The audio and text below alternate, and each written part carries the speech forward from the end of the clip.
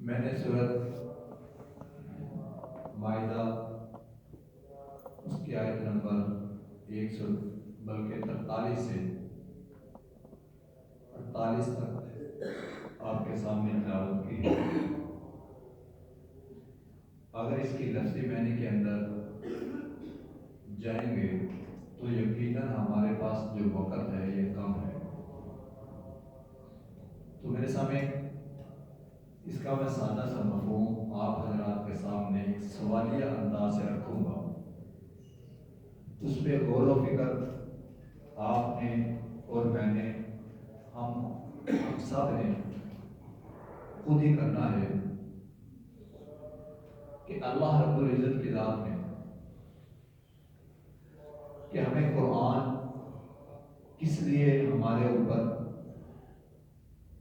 اللہ رب العزت کی ذات نے قرآن کی صورت میں اپنے احکام، اپنے حکم اور ہمیں زندگی گزارنے کا طریقہ جو بتلایا ہے، کیا ہم اس کے اوپر عمل کرتے ہوئے نظر آتے ہیں؟ اگر ہم عمل کرتے ہوئے نظر آئیں گے تو پھر ہمیں شکر الحمدللہ کہنا چاہیے، اگر نہیں تو پھر اللہ رب العزت کی ذات نے اس رکوع کے اندر، اس سورۃ مائدہ کے اندر اللہ رب العزت کی ذات نے ہمیں بتلا دیا کہ تم کون ہو۔ تو میرے سامنے اس کا سادہ سا مفہوم ایک یہ ہے کہ اللہ رب العزت نے فرمایا کہ جن لوگوں کے اوپر، جس قوم کے اوپر میں نے تورات نازل کی، انجیل نازل کی، یا اللہ رب العزت کی ذات کی اور بہت ساری کتب صحائف کی شکل میں نازل ہوئے، تو اللہ رب العزت نے فرمایا اگر اس قوم نے، اس قوم کے یا اس قوم اجتماعی طور پر اگر کسی قوم نے عمل کیا تو وہ کامیاب ہے، اگر کسی نے انفرادی طور پر عمل کیا تو وہ اس وقت بھی کامیاب تھا، لیکن اگر انہوں نے عمل نہ کیا تو اللہ رب العزت نے فرمایا فَأُولَٰئِکَ هُمُ الْکَافِرُونَ، وہ میری طرف سے کافر ہی ہے۔ تو میرے سامنے اس کے اندر کیا تھا، ان کتابوں کے اندر کیا تھا؟ تو ایک آیت آپ حضرات کے سامنے لفظ بائی لفظ میں پڑھتا ہوں کہ اللہ رب العزت نے فرمایا ان کتابوں کے اندر وَكَتَبْنَا عَلَيْهِمْ فِيهَا أَنَّ النَّفْسَ بِالنَّفْسِ، کہ ہم نے ان لوگوں کے لیے تورات میں جو حکم لکھ دیا تھا کہ جان کے بدلے جان، اگر کوئی قتل کر دیتا ہے تو تورات کے اندر بھی یہ حکم تھا کہ اس کو قتل کر دیا جائے۔ اس کے بعد وَالْعَيْنَ بِالْعَيْنِ، اگر کوئی کسی کی آنکھ پھوڑ دیتا ہے، نکال دیتا ہے تو اس کے بدلے دوسرے کی بھی آنکھ نکالی جائے گی۔ اسی طرح وَالسِّنَّ بِالسِّنِّ، اگر کسی کا کوئی دانت توڑتا ہے تو اس کے بدلے اس کا دانت توڑا جائے گا۔ وَالْجُرُوحَ قِصَاص، اور اگر کوئی قصاص لے کر معافی کر دیتا ہے تو یہ بھی ایک معاملہ اللہ رب العزت نے رکھا ہے۔ تو میرے سامنے اسی طرح اسی رکوع کے آگے والی آیتوں کے اندر اللہ رب العزت نے یہ بھی فرمایا کوئی اگر یہ کام کرتا ہے جو اللہ نے حکم دیا، ان کتابوں کے اندر جس چیز کا حکم تھا، اگر کوئی اس طریقے سے عمل کرتا ہوا نظر آتا ہے تو بالکل ٹھیک ہے، وہ اللہ کا پیارا بندہ ہے، برگزیدہ بندہ ہے۔ اگر کوئی ایسے نہیں کرتا تو اللہ رب العزت نے اس آیت کے آخر کے اندر فرمایا فَأُولَٰئِکَ هُمُ الظَّالِمُونَ، یہی لوگ ظالم ہیں، یہی لوگ بے انصاف ہیں۔ تو میرے سامنے اسی طرح اللہ رب العزت نے آگے فرمایا اگر میں چاہتا تو تم سب کو ایک امت بنا دیتا، اگر میں چاہتا تو سارے لوگوں کو ایک ہی امت بنا دیتا، لیکن اس کی وجہ کیا تھی؟ اس کے پیچھے حکمت کیا تھی؟ اس کے پیچھے اللہ رب العزت نے کیا حکمت پوشیدہ تھی، کیا راز تھا؟ تو اللہ رب العزت نے وہ بھی بتلا دیا. وَلَوْ شَاءَ اللَّهُ لَجَعَلَكُمْ أُمَّةً وَاحِدَةً، یعنی کہ اگر میں تمہیں ایک امت بنا دیتا. وَلَكِنْ لِيَبْلُوَكُمْ فِي مَا آتَاكُمْ، لیکن وہ تمہاری آزمائش کرنا چاہتا ہے. لیکن اللہ رب العزت نے ہمیں یہ بھی بتلا دیا کہ میں نے تمہیں ایک امت صرف اس لیے پیدا نہیں کیا کہ وہ تمہاری آزمائش کر سکے، تمہیں آزما سکے کہ کون میرے حکموں کے اوپر عمل کرتا ہوا میرے پاس واپس آتا ہے اور کون میری نافرمانی کرتا ہے. تو میرے سامنے اگر کوئی اللہ کے حکموں کے اوپر عمل کرتا ہوا اپنے پروردگار کے پاس واپس پہنچتا ہے تو وہ بالکل ٹھیک ہے. لیکن اگر کوئی یہ کہے کہ میں تورات کے اوپر بھی ایمان لاتا ہوں، انجیل پہ بھی ایمان لے کر آیا ہے، اور پھر قرآن کے اوپر بھی ایمان لے کر آتا ہے، جتنی اللہ رب العزت کی کتابیں نازل ہوئیں ان سب کے اوپر تو ایمان لاتا ہے، کلمے کا اقرار کرتا ہے، کلمہ اپنی زبان سے ادا کرتا ہے، اکیلے میں بھی بڑے مجمع میں بھی، اور اپنے آپ کو مسلمان بھی کہتا ہے. لیکن عمل کے دور پہ جب عمل کے میدان میں آتا ہے تو وہ پیچھے رہ جاتا ہے. عمل کے میدان میں وہ اپنی خواہشات کو، وہ اپنے نفس کو، وہ اپنی انا کو، وہ اپنی برادری کی انا کو، یا کہ لوگوں کی وجہ سے اللہ کے حکموں کو پسے پوچھ ڈالتا ہے. تو اللہ رب العزت اس کے بارے میں کیا کہتے ہیں؟ فَأُولَٰئِكَ هُمُ الْفَاسِقُونَ، میری طرف سے یہ بھی لوگ فاسق ہیں. میرے سامنے اسی طرح اگر آپ پورے کے پورے قرآن کو دیکھیں گے، اللہ رب العزت کی ذات نے ہمارے پاس جو کتاب قرآن کی شکل میں بھیجی. اب یہ واحد ایسی لا ریب کتاب ہے، ذالک الکتاب لا ریب، کہ اس کے اندر کوئی شک اور شبہ والی بات نہیں ہے. اس کے اندر کسی قسم کی کوئی گنجائش ایسی نہیں ہے. لیکن ایک بات آگے ہم بھول جاتے ہیں، وہ کیا ہے کہ یہ کتاب ان لوگوں کے لیے ہے ہدی للمتقین، جو متقین ہیں، جو پرہیزگار ہیں، جو انصاف کے اوپر چلنے والے ہیں، جو اللہ کے حکم کے اوپر عمل کرتے ہوئے زندگی گزارتے ہیں اور رسول اللہ صلی اللہ علیہ وسلم کے فرمان کے مطابق زندگی گزارتے ہوئے نظر آئیں گے. یہ کتاب ان کے لیے ہے. تو میرے سامنے اگر اس کتاب کے اوپر ہم اس کتاب کے اندر غور کریں گے تو یقیناً آج کے دور میں بھی ہمیں ایک ایسی حیرانگی ہوگی کہ اللہ رب العزت کی ذات نے کیا کیا ہمیں بتلا دیا. ہماری رہنمائی کے لیے ہمیں پہلے ہی، آج سے 1400 سال پہلے ہی ہماری رہنمائی کے لیے ہر طریقہ بتلا دیا. لیکن افسوس ہم نے اس قرآن کو پسے پوچھ ڈالا. میرے سامنے اس قرآن کا ایک چیلنج ہے. قرآن کے اندر اللہ رب العزت کی ذات نے ایک چیلنج کیا ہے. قُلْ لَئِنِ اجْتَمَعَتِ الْإِنسُ وَالْجِنُّ عَلَىٰ أَن يَأْتُوا بِمِثْلِ هَٰذَا الْقُرْآنِ لَا يَأْتُونَ بِمِثْلِهِ وَلَوْ كَانَ بَعْضُهُمْ لِبَعْضٍ ظَهِيرًا. اے میرے پیارے محبوب، اے میرے پیارے نبی، تو اعلان کر دے کہ سارے کے سارے لوگ اکٹھے ہو جائیں. صرف لوگ ہی نہیں بلکہ اللہ رب العزت نے فرمایا والجن، جنوں کو بھی اپنے ساتھ ملا لے.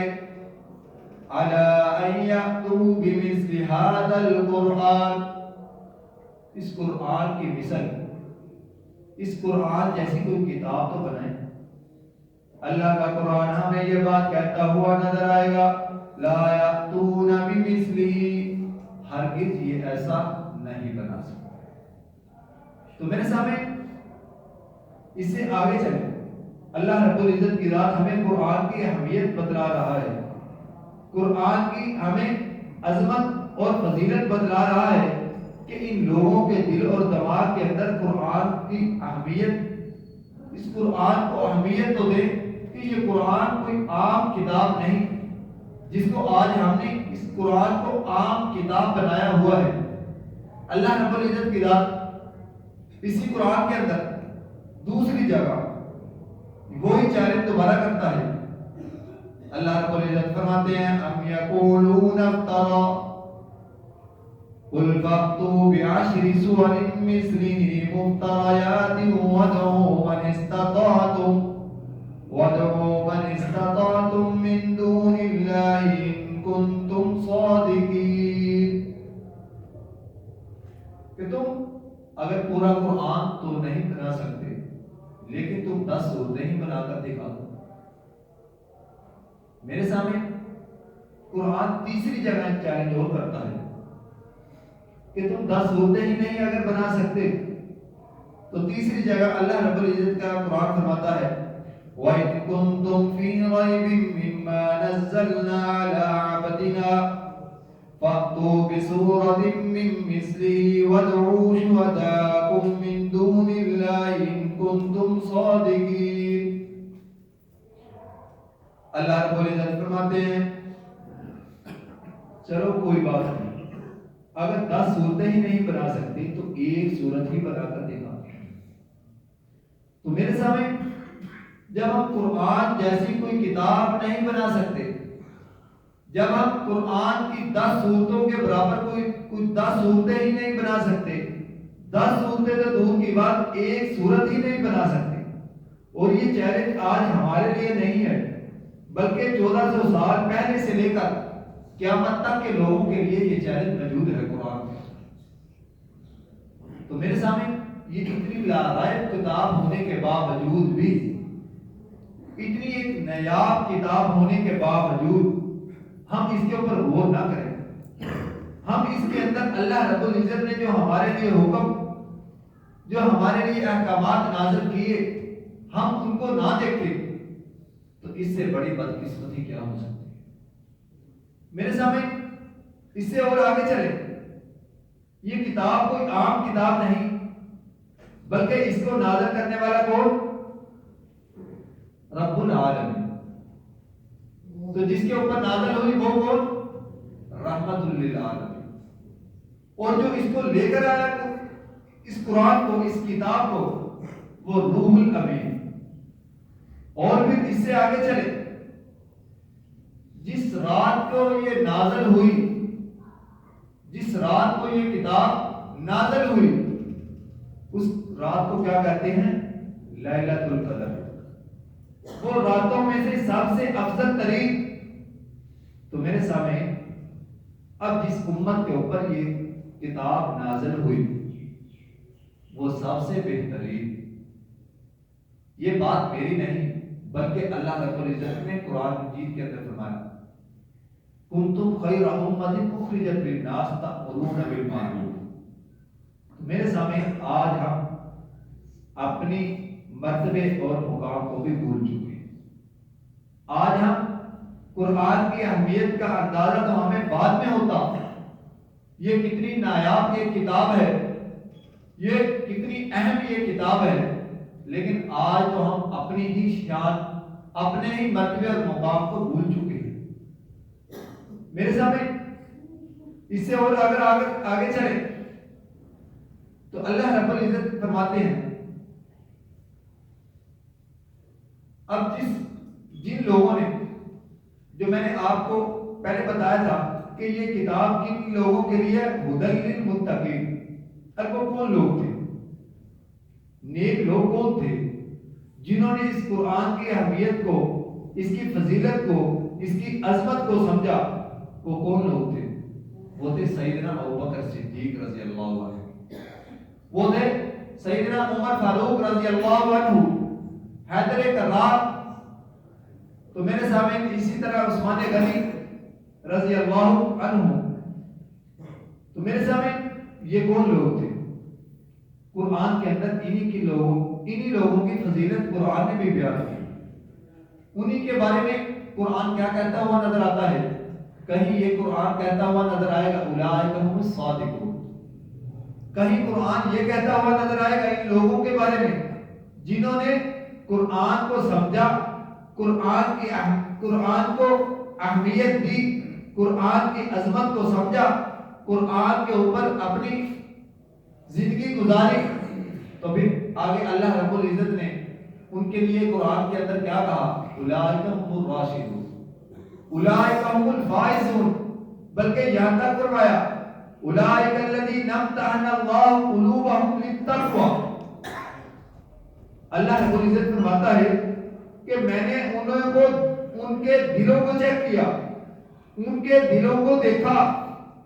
ذرا غور کریں کہ اللہ رب العزت کی ذات ان کا امتحان لے رہی ہے، اور امتحان لینے کے بعد اللہ رب العزت کی ذات ان لوگوں کے بارے میں بتلا رہی ہے کہ میں نے انہیں کے دل چیک کیے، دلوں کے اندر دیکھا، لیکن مجھے کیا نظر آیا؟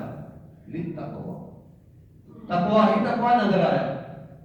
تو میرے سامنے ان لوگوں نے قرآن کی اہمیت کو سمجھا تو اللہ رب العزت نے ان کو کس مرتبے اور مقام کے اوپر پہنچایا۔ لیکن افسوس آج ہمارا حال کیا ہے؟ میں نے یہ بات پہلے بھی کہی ہے کہ ہم قرآن کو تو کیا اہمیت دیں گے، آج ہم اپنی ہی اہمیت کو بھول چکے ہیں۔ آج ہم اپنے ہی ایک گمنامی کے اندر چلے گئے ہیں، ہر شخص کو اپنے بارے میں اپنی فکر لگی ہوئی ہے، یہاں تک کہ ایک گھر کے اندر بھائیوں کو اپنی فکر ہے، بہنوں کو اپنی فکر ہے، کسی کو اس پورے گھر کی فکر نہیں۔ تو ہمیں کیا خبر ہوگی کہ گلی کی کس نے فکر کرنی ہے، اس گاؤں کی، اس شہر کی، اس ملک کی کس نے فکر کرنی ہے؟ میرے سامنے یہ امت تو بہترین امت اللہ رب العزت نے فرمایا کنتم خیر امت اخرجت للناس تأمرون بالمعروف، اس امت کو تو بہترین امت اس لیے کہا گیا کہ یہ برائی سے منع کرے گی، نیکی کا حکم دے گی۔ لیکن آج ہمارا حال کیا ہے؟ آج ہم کسی کو معافی نہیں دے سکتے، معاف کرنے کو تیار نہیں۔ اگر کسی سے کوئی غلطی ہو جائے، کسی سے کوئی زبان سے برا نکل جائے تو ہم اس کو پلے ایسے باندھتے ہیں۔ تو لیکن میرے سامنے ہم ہر وقت اپنے پروردگار کے سامنے التجا کرتے ہوئے نظر آئیں گے کہ یا اللہ ہمیں معاف کر دے، تو اللہ کہے گا کہ تو بندوں کو معاف کرتا ہے۔ میرے سامنے میں نے یہ بات پہلے بھی کہی کہ ہم کس طرف چل پڑے ہیں، کس چیز کو ہم نے اپنا آئیڈیل بنایا ہوا ہے۔ تو میرے سامنے قرآن کو جن لوگوں نے سمجھا، قرآن کو جنہوں نے اہمیت دی، تو اللہ رب العزت کی ذات نے ان کے بارے میں قرآن کے اندر ہی فرما دیا رضی اللہ عنہم ورضوا عنہ، میں ان سے راضی، وہ مجھ سے راضی۔ تو میرے سامنے قرآن کے بارے میں اور کیا کہیں گے؟ اگر ہم قرآن کو سمجھیں گے، قرآن کے اوپر غور کریں گے، تو اللہ رب العزت کی ذات نے قرآن مجید کے اندر ایک جگہ یہ بھی بتلا دیا کہ وَلَقَدْ يَسَّرْنَا الْقُرْآنَ لِلذِّكْرِ فَهَلْ مِن مُدَّكِرٍ، اے میرے بندو، میں نے قرآن کو تو تمہارے لیے آسان کر دیا، لیکن افسوس بات پھر وہی آتی ہے کہ ہم نے کبھی قرآن کو پڑھنے پہ ہی غور نہیں کیا کہ ہمارا قرآن بھی ٹھیک ہے کہ نہیں۔ ترجمے پہ اور تفسیر پہ تو بعد میں کریں گے، پہلے ہمیں عربی آتی ہے کہ نہیں۔ تو حالانکہ اللہ رب العزت کی ذات قرآن مجید کے اندر کیا کہتی ہوئی نظر آتی ہے؟ وَلَقَدْ يَسَّرْنَا الْقُرْآنَ لِلذِّكْرِ فَهَلْ مِن مُدَّكِرٍ، صرف یہی نہیں، قرآن ہمیں ایک جگہ اور بھی کچھ کہتا ہوا نظر آتا ہے، لیکن افسوس اگر ہم دیکھیں قرآن ہمیں سورۃ ابراہیم کے اندر یہ بات بھی کہتا ہوا نظر آئے گا، الف لام را کتاب انزلناہ الیک لتخرج الناس من الظلمات الی النور۔ اللہ کا قرآن یہ بات کہتا ہوا نظر آتا ہے کہ میں تو لوگوں کو ظلم سے، اندھیرے سے نکالنے کے لیے آیا تھا، روشنی کی طرف لے کر آیا تھا، روشنی کی طرف لے کر آنا چاہتا ہوں۔ اگر تم لوگ آنا تو گوارا کرو، میرے اوپر چلو تو صحیح، میری کہی ہوئی باتوں کے اوپر عمل کرتے ہوئے نظر آؤ گے تو تب اندھیروں سے نکلو گے۔ تو میرے سامنے قرآن ہمیں کیا کیا کیا نہیں کہتا۔ وہ لوگ صحابہ کرام رضی اللہ عنہم اجمعین کے بارے میں اس وقت عرب کے بدو کہتے تھے، ان لوگوں کو عرب کے بدو کہتے ہوئے ان کو بدو کہتے تھے، لیکن جب انہوں نے قرآن کے اوپر عمل کیا تو پوری دنیا کی سلطنت ان کے پیروں کے اندر ڈھیر ہو گئی۔ آج ہم لوگوں کے نرگے کے اندر، ایک پوری دنیا کے اندر ہماری حالت کیا ہے؟ آج اس وقت فلسطین کے اندر کیا ہو رہا ہے ہمیں اس چیز کی کوئی خبر نہیں۔ آج غزوہ کے اس شہر کے اندر کتنا ظلم اور ستم ہو رہا ہے، ہمارا میڈیا اس بارے میں بالکل خاموش ہے۔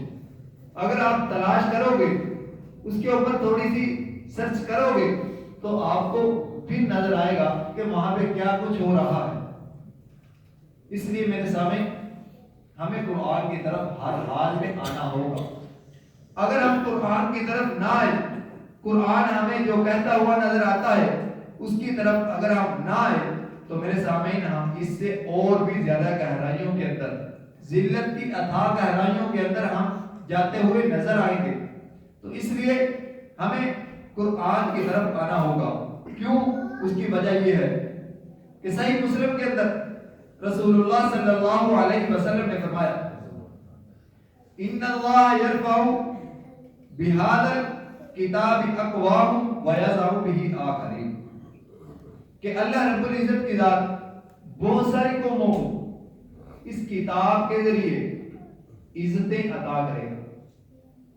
اللہ رب العزت نے بہت ساری قوموں کو اس کتاب کے ذریعے عزتیں عطا کی، عزتیں عطا کرے گا، لیکن بہت سارے لوگوں کو اس کتاب کی وجہ سے، اس کتاب کو چھوڑنے کی وجہ سے ذلت اور گہرائی کے اندر بھی گرائے گا۔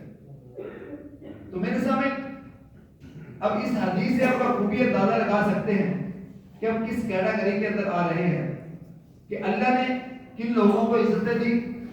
صحابہ کرام رضی اللہ عنہم اجمعین کو۔ تو ذلیل آج کون ہو رہے ہیں؟ تو میرے سامنے اس کا اندازہ ہم خود ہی لگا سکتے ہیں۔ کیوں؟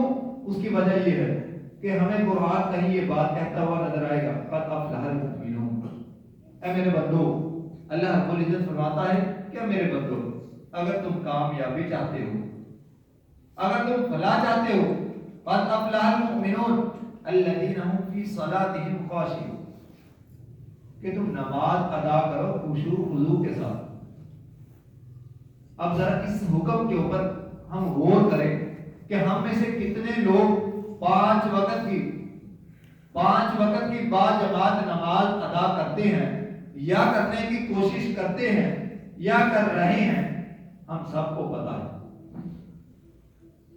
تو میرے سامنے اگر ہم قرآن کو اہمیت نہیں دیں، ہم قرآن کے کہے ہوئے احکامات کے اوپر نہیں چلیں گے، تو پھر ہمارا حال کا قیامت والے دن کیا ہوگا؟ یہ بھی قرآن ہی سے پوچھ لیتے ہیں۔ قرآن ہمیں ایک جگہ یہ بات کہتا ہوا نظر آتا ہے، وَنَحْشُرُهُ يَوْمَ الْقِيَامَةِ أَعْمَى، اللہ رب العزت کی ذات کچھ لوگوں کو اندھا اٹھائیں گے قیامت کے روز، اب وہ لوگ کہیں گے قَالَ رَبِّ لِمَ حَشَرْتَنِي أَعْمَى وَقَدْ كُنتُ بَصِيرًا، کہ ہمارے پروردگار ہم تو دنیا کے اندر دیکھنے والے تھے، سمجھنے والے تھے، سننے والے تھے، لیکن قرآن کے اندر اللہ رب العزت کی ذات کیا جواب دیتی ہے؟ قال كذلك اتتك آیاتنا فنسیتها وكذلك اليوم تنسى۔ اللہ رب العزت فرماتا ہے کیا میرے بندے تو نے دنیا کے اندر رہتے ہوئے میری آیتوں کو جھٹلایا، میری آیات کو جھٹلایا، گھر کے اندر بیٹھے ہوئے، کاروبار کے اندر بیٹھے ہوئے، اپنے روزمرہ کے معاملات کے اندر، غمی خوشی کے اندر میری نافرمانی کی، میرے حکموں کو تو نے جھٹلایا، تو آج میں تمہیں یاد رکھوں۔ میرے سامنے جب اگر اللہ نہ کرے ہمارا یہ حال ہو گیا تو کیا ہوگا؟ ایک اور قرآن کی ایک آیت میں آپ حضرات کے سامنے رکھتا ہوں کہ اگر ہم نے قرآن کے اوپر عمل کیا، قرآن کے اوپر، قرآن کے احکامات کے اوپر ہم نے زندگی گزاری، اللہ اور اس کے رسول کے حکم کے مطابق یہ زندگی گزاری، تو پھر ہمیں بہت بڑی جنت تو ملے گی۔ جنت کے اندر جنت کی فضیلت آپ حضرات نے سنی بھی ہے اور پتہ بھی ہے، لیکن ایک اور چیز میں آپ حضرات کے سامنے رکھتا ہوں کہ اللہ رب العزت کا قرآن ہمیں ایک بات کہتا ہوا نظر آتا ہے، ان الذين قالوا ربنا الله ثم استقاموا تتنزل عليهم الملائكة الا تخافوا ولا تحزنوا وابشروا بالجنة۔ کہ قیامت کے دن جب لوگ پریشانی کے عالم میں ہوں گے، اپنے پسینے کے اندر غرق ہوں گے، تو کچھ لوگوں کو فرشتے یہ بات کہتے ہوئے نظر آئیں گے، ان الذين قالوا ربنا الله ثم استقاموا، کہ تمہیں کسی چیز کی آج پریشانی نہیں ہے، فرشتے دلاسے دیں گے۔ یا میں اس کو اس طریقے سے بتلاؤں کہ فرشتے ان لوگوں کو پروٹوکول دیں گے اور ساتھ یہ بھی کہیں گے اللہ تخافوا ولا تحزنوا، تمہیں ڈرنے کی ضرورت نہیں، تمہیں پریشان ہونے کی ضرورت نہیں۔ کیوں؟ وَأَبْشِرُوا بِالْجَنَّةِ، آج ہم تمہیں بشارت دیتے ہیں جنت کی۔ تو میرے سامنے ذرا غور تو کریں اس چیز کے اوپر، اس آیت کے انداز کو سمجھے تو صحیح کہ اللہ رب العزت کی ذات کتنی اپنے بندوں کے ساتھ غفور الرحیم ہے۔ کہیں وہ بات یہ کہتی ہوئی نظر آتی ہے لا تقنطوا من رحمت اللہ، میرے بندے تو میری رحمت سے مایوس نہ ہو۔ میرے سامنے یہ بات آپ حضرات نے، میں نے بھی بہت زیادہ دفعہ سنی ہوگی کہ اللہ رب العزت کی ذات اپنے بندوں سے 70 ماؤں سے زیادہ محبت کرتا ہے، تو میرے سامنے یقیناً کرتا ہے، اس کے اندر شک اور شبے والی بات نہیں۔ ذرا قرآن کے اوپر غور کر کے تو دیکھیں، قرآن کے ترجمے کے اوپر غور تو کریں، یقیناً ہمیں وہ شفقت نظر آئے گی کہ اللہ کی قسم آج ہمارے اپنے ماں باپ کی باتوں کے اندر وہ شفقت نظر نہیں آئے گی جتنی اللہ کے قرآن سے ہمیں وہ نظر آئے گی۔ ذرا ہم پڑھتے تو صحیح، تو میرے سامنے اگر ہم نہ پڑھتے تو جو حالت ہماری ہو رہی ہے کہ آج کوئی بھی نئی حکومت آئے وہ یہ بات کہتے ہوئے فوراً نظر آئے گی کہ ہمیں مشکل فیصلے کرنے ہیں۔ اس مشکل فیصلے کے اندر کیا ہوگا کہ غریب بھی پیسے گا۔ اس مشکل فیصلے کے اندر وہ یہ کبھی نہیں کہیں گے کہ آج سے ہم اپنی تنخواہ جو اربوں کے اندر بنتی ہے، ہم سارے ایم پی ایم این اے وزیر اعظم صدر ہم سارے چھوڑتے ہیں، کیوں کہ ہم تو پہلے ہی لائن لائٹ ہیں۔ وہ یہ بات کی بالکل نہیں کہیں۔ یا جتنے بھی افیسر جن کو ہزاروں لیٹر تیل فری ملتا ہے، لائٹ فری ملتی ہے، موبائل کا خرچہ فری ملتا ہے، وہ یہ بات قطعاً نہیں کہیں گے کہ ہم آج سے قطعاً سب کچھ فری والا معاملہ ختم کر دیتے ہیں۔ یہ بالکل نہیں کہیں گے۔ کیوں؟ اس کی وجہ صرف اور صرف یہی ہے کہ آج یہ جو عوام ہمارے سامنے بھیڑ بکریاں جن کو وہ گدھا تک نشئی تک کہتے ہیں، میرے سامنے اس کی وجہ صرف اور صرف یہی ہے کہ آج ہم نے اپنے قرآن سے ناطہ توڑا، اور اس کی پھر اللہ رب العزت کی ذات ہمیں دنیا کے اندر بھی سزا دے رہے ہیں، اور آخرت کے اندر ہمارے ساتھ کیا معاملہ ہوگا اس کے بارے میں اللہ ہی بہتر جانتا ہے کہ اللہ رب العزت کی ذات ہمیں ہمارا تعلق قرآن کو جوڑنے کی توفیق اگر ہمارا قرآن سے تعلق جڑ گیا تو یقیناً ہمارے لیے یہ دنیا بھی رحمت ہوگی اور آخرت بھی ہمارے لیے رحمت ہوگی۔ اگر ہم نے اپنی زندگی کے اندر موت سے پہلے قرآن سے تعلق کو نہ جوڑا، قرآن کو نہ سمجھا، قرآن کے اوپر ہم نے اپنی زندگی نہ گزارنے کی کوشش کی، تو میرے سامعین جو ہمارا حال ہو رہا ہے اس سے بھی بدتر ہوگا۔ اللہ رب العزت کی ذات ہمیں ہدایت والی زندگی گزارنے کی توفیق عطا فرمائے۔ وآخر دعوانا الحمدللہ۔